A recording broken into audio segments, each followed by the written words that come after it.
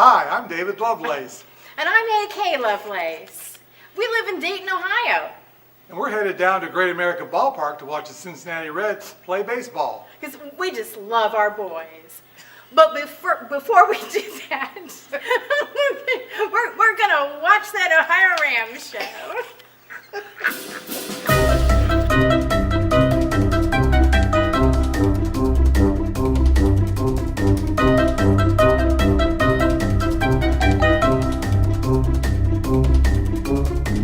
Well, thank you, David and AK Lovelace, for that introduction and an introduction to Cincinnati baseball, the Cincinnati Reds being the very first professional team in the history of baseball, and we are baseball country. But we're also Race Across America country because we feel we have the biggest fan base anywhere in the nation, and that's evidenced by the fact that this OhioRAAM show is sponsored by the first two time stations in Ohio, time stations 41 at Oxford, Ohio, and time station 42 at Blanchester, Ohio. These time stations are open 24 hours a day during the race. They have 24-hour food, 24-hour fuel, and most important, 24-hour fans. We're there to help you, the racers, the crews, the officials, the media people, and we're there also to help fans understand what's going on in the race. If you're new to the race, these are great places to come and see it. We are located in both of these towns, Oxford and Blanchester, right adjacent to the McDonald's restaurant. So if you want to find us, just come into town, find out where the McDonald's are. Everybody knows where that's at. There'll always be somebody there and around the clock to be of help to you. This year, the time stations will begin their 24-hour operation on the 21st of June and will be open through the 25th of June. If there's racers come through early, we'll open special for them, but we will be open on a 24-hour base beginning on the 21st. There are other staff time stations on the route, and if you'd like to see where a staff time station might be, if you'll go to the OhioRAAMshow.com website, you'll find a link there that will give you a graphic of where the staff time stations are. The OhioRAAM show is a show about cycling, ultra cycling, and the race across America. The show is released 3 times a month on the 7th, the 17th, and the 27th of each month. And I'm your host, Lee Kreider. And this evening's show, we're going to have Team RRG4T, 2 members of the team on here. We had a little glitch and had to redo the recording, and they were very happy to do this. And so we're going to go to Bradenton, Florida.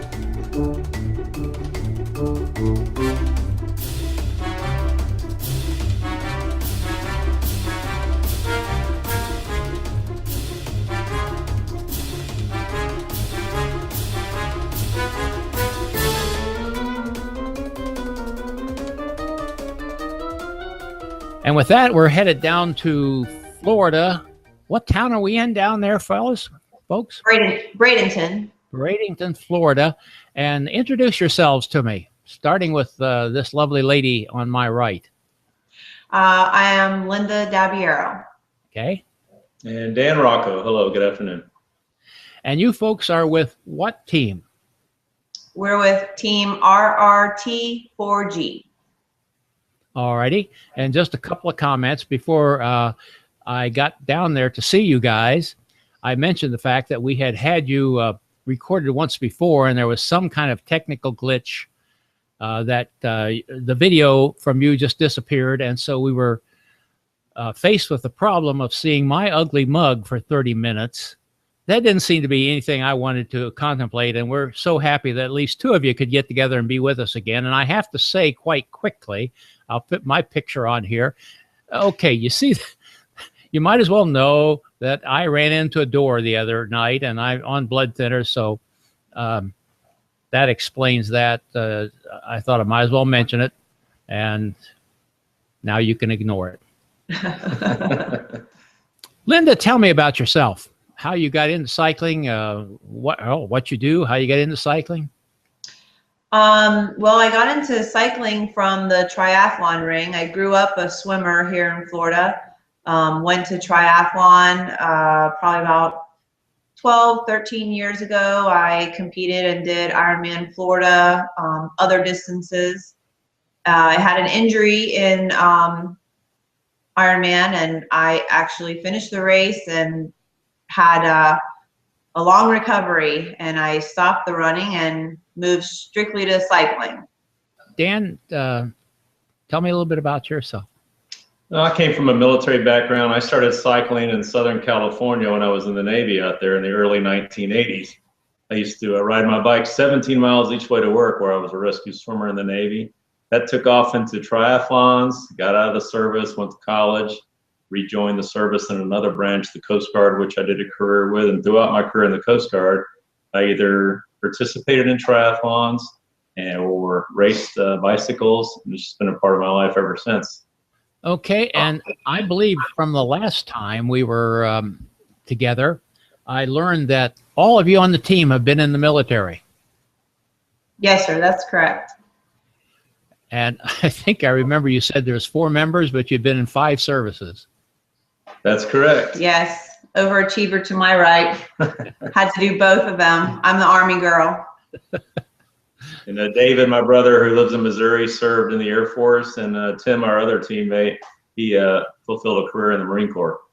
Well, that's wonderful, and we thank you for the service that you have given us. Tell me a little bit about the rest of your team. What would you like to share about who they are and what you're about?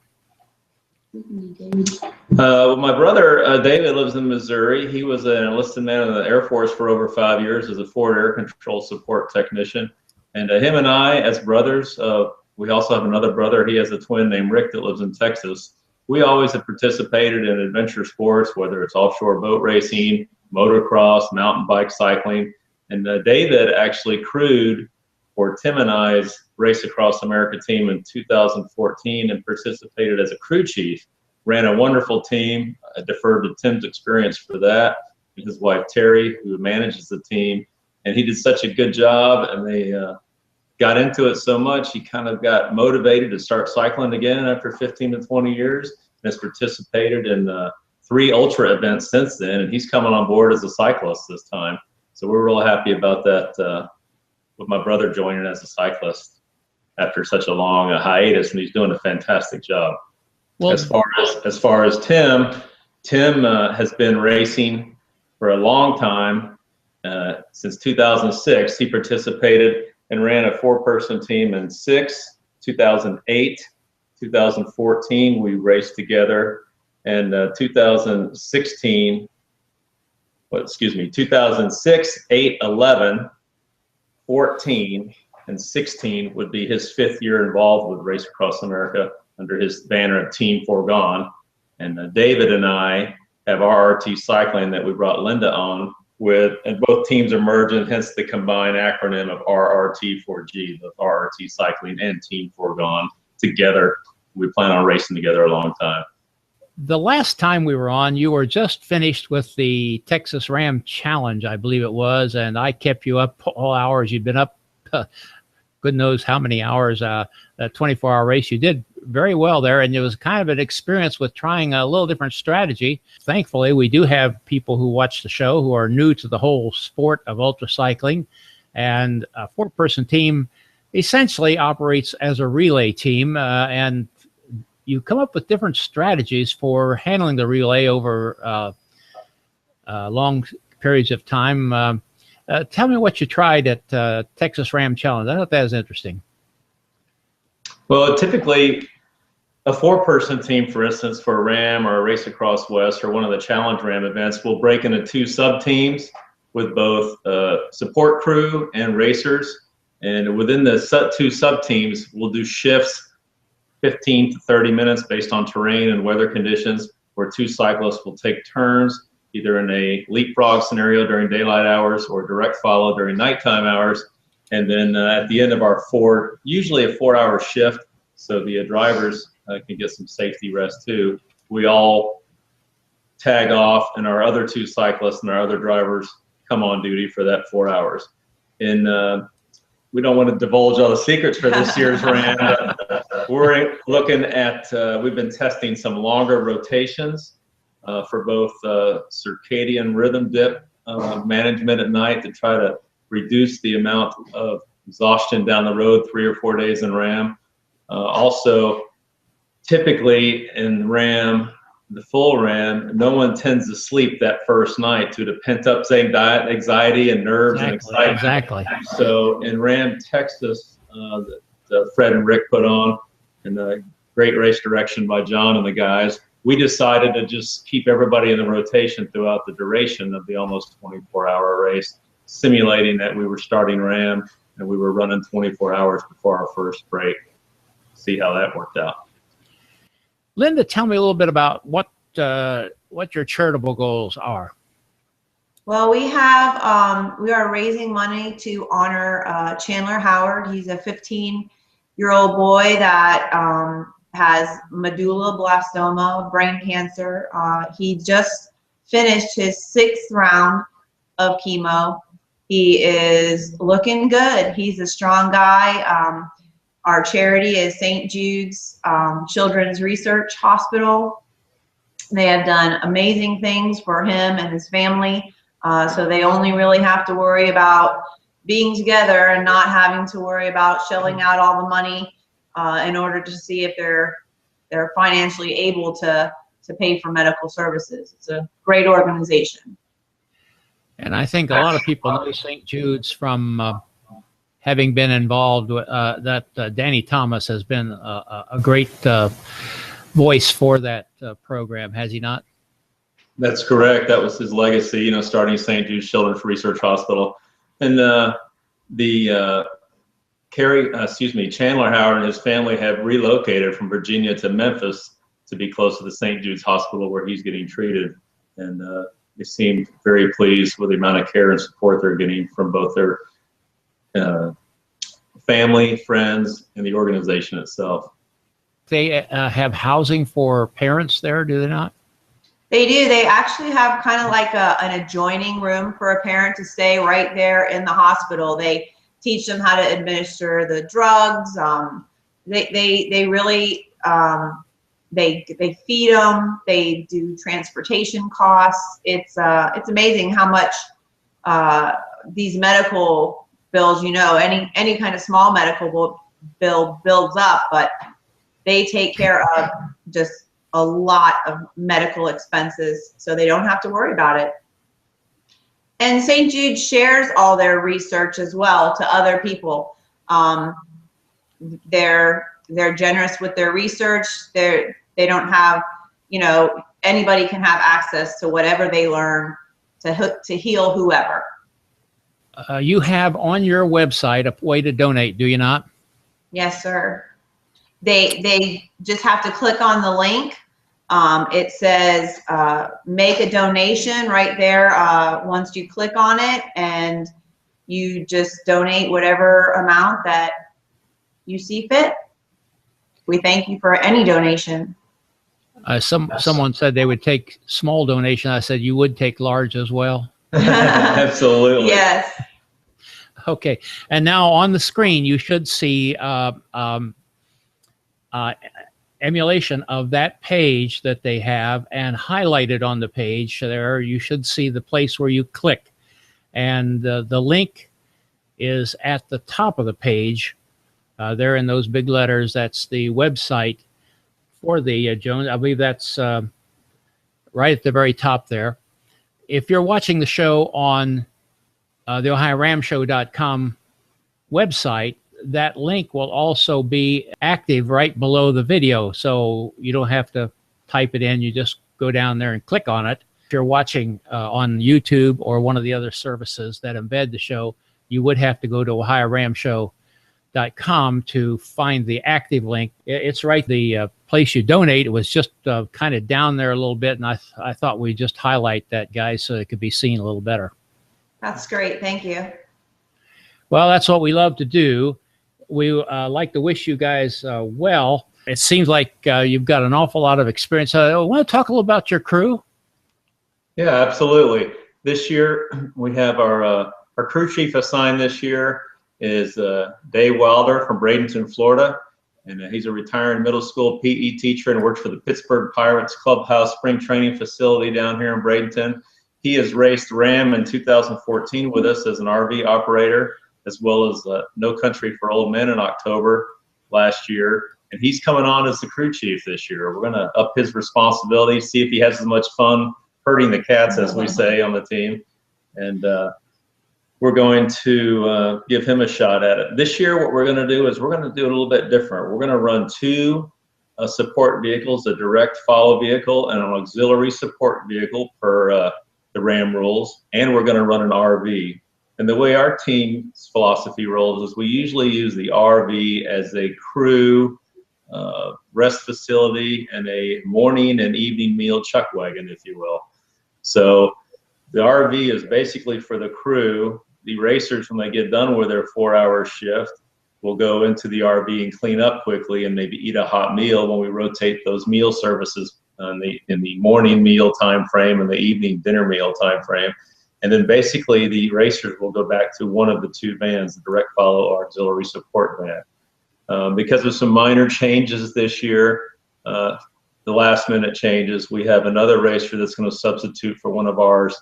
And the racer that's going to step back from RRAAM this summer is going to take over as the race manager. So we're going to use a crew chief to manage the 8-person crew, if you will, and we're going to use the race manager to manage the racers, make sure they're doing okay. We're going to use the race manager also as a tactical manager for plans going on. If I get weak in the climbing, because I'm from Florida and the Rockies and I don't get along too well sometimes, they might change the shifts up a little bit for that. We also have the crew chief and then the regular crews that'll rotate in the vehicles assigned by him. This year we're bringing on a professional photographer, videographer to document our own team. We always have plans between, like the other teams do, between GoPros, cell phones, and video cameras to build a nice case for us and our sponsors, but we never seem to quite have the time to invest in it with the professionals. So we're bringing in a professional named Brent Hall as our videographer and photo guy. He will backfill as a crew member, but we're looking to provide our sponsors and our charity with some good memorable moments in both still shots and video for this year. Okay, and you have a Facebook page, but how can people follow you? Is that, will it be on Facebook? Do you have a Twitter hashtag or Twitter name? We have all of the accounts. We've had to learn all of them really quick. We have our Facebook pages. You can follow us at RRT Cycling. That's a page on Facebook, as well as Team Foregone has a Facebook page. We have our Twitter account and our Instagram account, which is the RRT4G. Okay, and I will have the link to your Facebook page on the show notes as well. Will you be posting there regularly during the race? Yes, that's where we post all. We have a lot of pictures and some videos from our Texas RRAAM Challenge there. We try to focus and keep everybody onto the team page so it doesn't get kind of lost up on our personal pages. So all the footage and pictures and stuff will be shared on the RRT Facebook and the Team Foregone. We want to thank you for being with us here. We're sorry that the rest of the team couldn't be here, but you represented them very well. You held up the honor of the team, I must say. But before we leave, Linda, have you got any future plans? I asked you that the last time, and I don't remember your answer, but we've had a little time to think about it. Well, I will say I am new to ultracycling. I did my first ultracycling was the Sebring 12-hour, and that was my first taste of ultracycling. I was very skeptical on timing, and having always, you go out for a bike ride, you ride 6 hours. So I will tell you, the experience with this team, with Tim Barrow and the Roccos over here, I couldn't have got to, plugged into a better, more experienced team as far as rotations. We felt great after Texas. I look forward to doing some of the other challenges and getting through this RRAAM, all 4 of us successfully, from one end to the other, all 4 of us. And I believe you told me that the Texas RRAAM Challenge was the first time you had been all 4 together as a team. Is that correct? That's correct. That was the first time we had met, 3 of us up here, 3 of us there, but it was the first time that all 4 of us shared that little van for 24 hours. And how about you, Dan? What are you looking forward to? Well, between now and RRAAM, which is less than 80 days away for the team start, June 18th in Oceanside, I'm going up April 30th to participate in what may be the last Calvin's Challenge 12-hour national championship on April 30th from Florida. I'm going to drive up there and participate in that.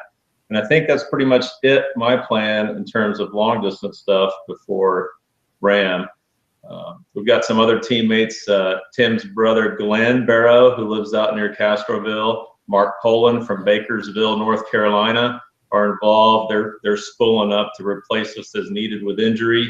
Mark's been a welcome addition to the team. I know he's going to probably be on the docket for No Country for Old Men in October. But between now and RRAAM, I think everyone's just maintaining, try to be injury free. I'm going to participate in Calvin's. RRAAM will be next. Maybe we'll do a RRAAM Challenge Minnesota or Ohio again this coming year. But I think the big focus for the team is RRAAM and then No Country for Old Men 1,000 miler in October that Dexter and Johnny put on out there. And by the way, I will be at Calvin's Challenge. I hope to see you there. I'll be the guy annoying everybody with my video camera. And if you make it up to Columbus in September for the OhioRAAM Challenge, I will probably be there as well. Well, I sure don't want to participate in Columbus for RRAAM Challenge Ohio if it was conditions like those guys had last year. Those were brutal conditions. Well, that was kind of unusual. The middle part of September, Dan, in Ohio is usually absolutely beautiful. There is one tour here that went on for years and years and years and during that time and never had a drop of rain. Little wind, but never had a drop of rain. But I don't think we'll have that again. Well, who knows? I shouldn't say that, should I? You never know what's going to happen. But we appreciate your time. We really want people to go check out RRG4T, St. Jude's Hospital. Try to make a small gift if they can so we can give more tax-deductible donations to St. Jude's because they're helping out our young friend. And we look forward to producing another great result this year between 7 and 8 days. I won't say what her secret goal really is, but we hope to fare pretty well with Linda on the team and the mixed gender team. And we're excited, and I'm ready to go right now. Well, we wish you well, and we'll be looking for you here in Ohio. If you make it through here, get rid of the if. When you make it through here, whether it's 3 o'clock in the afternoon or 3 o'clock in the morning, there'll be somebody here with a cowbell and cheer you on and help you along the way at Oxford and Blanchester. Whatever you need, we're here to help. Thank you. And thanks once again for doing this again. I shouldn't apologize for what happened. It wasn't my fault, but these crazy things happen, and we're so happy that you were able to do this once again. Well, blame us. We're rookies on the RRAAM Ohio show. Well, I was once too, but we're on their 4th year now, starting our 4th year. So thank you very much. Thank you. Have a good day. Bye, Lee. And thank you, Team RRT4G, for your time. And we wish you well in the race across America, and we wish you very well in your effort to raise funds for St. Jude's Hospital. And we thank all of you for watching the show. We appreciate those of you who support the show, those of you who give us likes and shares. That means a lot to encourage us to keep on, but it also means that when you do that, more people find out about ultracycling and the race across America. Just one note before we close down, we want to say a shout out to Christy Hudak Ashwill, who, along with her husband Martin, operate Time Station 30 at Fort Scott, Kansas. Christy had to have an eye removed because they found a melanoma cancer in it. She apparently is doing well. I talked to her on the phone 2 or 3 nights ago, and she's in good humor. She says that the surgeons feel they got the entire cancer, and we wish them well. It's these people who make these time stations work, and we appreciate all they do. Thank you for your support, and with that, we're going to say good night. Music by Kevin MacLeod.